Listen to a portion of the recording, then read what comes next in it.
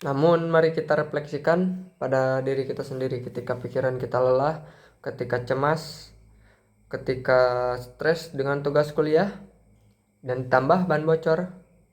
Apa yang sering kita lakukan? Kita sering kali memaksakan terus berjalan, kita berpura-pura semakin baik-baik saja.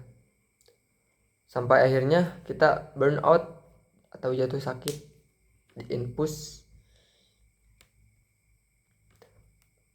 Hari ini saya ingin mengajak kita semua untuk berhenti sejenak dan menengok ke dalam diri kita melalui kampanye pikiran sehat, langkah kuat, mengapa kesehatan mental kita begitu berharga. Mengapa isu ini cukup krusial, terutama bagi kita mahasiswa teknik informatika atau generasi muda secara umum. Mari kita lihat realitas yang ada di sekitar kita. Berdasarkan data dari World Health Organization atau WHO, gangguan mental emosional seperti kecemasan dan depresi termasuk dalam penyebab utama beban penyakit di kalangan remaja dan dewasa muda secara global. Di Indonesia sendiri, menurut riset kesehatan dasar atau Riskesdes, prevalensi gangguan mental emosional yang ditunjukkan dengan gejala-gejala depresi dan kecemasan terus meningkat secara signifikan setiap periodenya. Dan sedihnya, kelompok usia produktif seperti kita mahasiswa menempati angka yang cukup tinggi. Tekanan akademis, ekspektasi masa muda, tugas coding yang error semalaman, tambah kurang tidur, seringkali dianggap sebagai makanan sehari-hari yang normal. Kita sering mendengar kalimat seperti, baru aja segitu, udah stres, lemah lu, atau kurang tidur aja itu nanti juga hilang.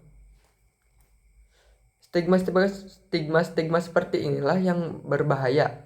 Kita hidup di lingkungan di mana mengeluh sakit fisik dianggap wajar, tetapi mengeluh sakit mental dianggap tabu atau cari perhatian. Akibatnya, banyak dari kita yang memilih diam, mengisolasi diri hingga berdampak buruk pada performa akademis dan hubungan antar personal kita sehari-hari.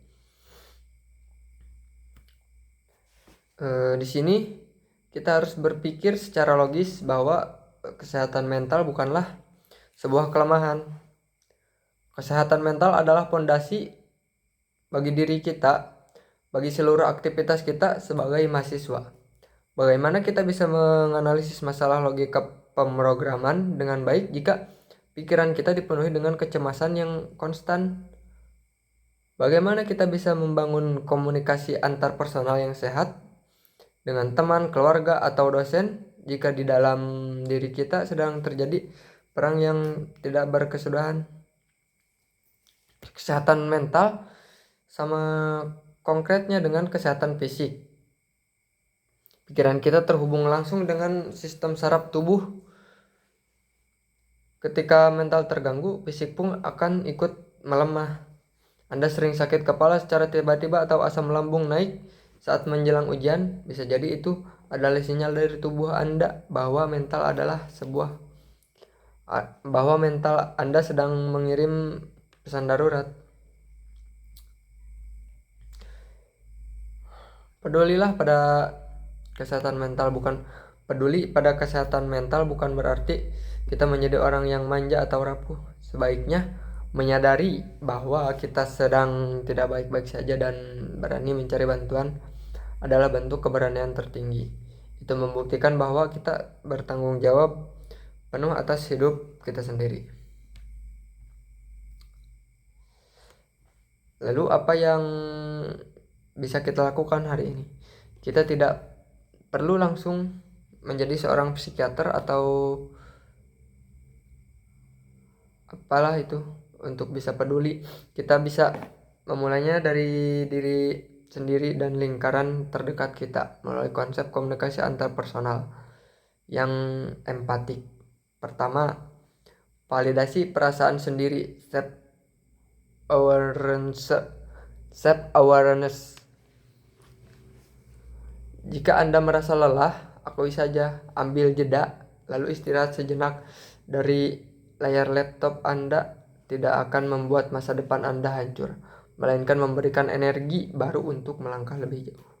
Kedua, jadilah pendengar yang aktif dan tanpa menghakimi, atau active listening. Ketika ada teman yang bercerita, sebaiknya kita mendengarkan. Turunkan ego kita untuk menasehati secara instan. Cukup dengarkan, validasi perasaannya dengan berkata, aku paham ini berat banget buat kamu. Terima kasih ya udah mau cerita. Terkadang manusia hanya butuh didengar, bukan dihakimi. Ketiga, hapus stigma dan cari bantuan profesional. Jika Anda atau teman Anda merasa tekanan sudah terlalu tinggi hingga mengganggu aktivitas sehari-hari, jangan ragu untuk memanfaatkan layanan konseling seperti psikolog atau psikiater. Mencari bantuan profesional bukanlah tanda kekalahan, melainkan tanda bahwa Anda ingin sembuh. Mari kita jadikan lingkungan kampus Universitas Perjuangan Tasikmalaya, khususnya Fakultas Teknik, menjadi ruang yang aman dan sportif bagi kesehatan mental kita semua.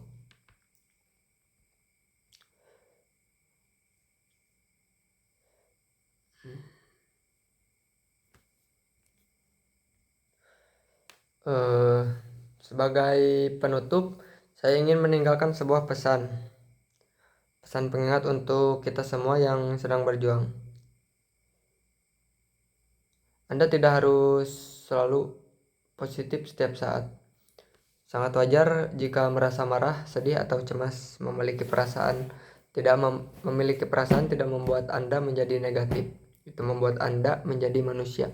Ingatlah, menjaga pikiran tetap sehat adalah kunci untuk melangkah lebih kuat. Mari saling menjaga, saling mendengar, dan peduli pada kesehatan. Mungkin sekian dari saya untuk presentasi kali ini. Terima kasih sudah menonton. Wabillahi taufiq walhidayah. Wassalamualaikum warahmatullahi wabarakatuh.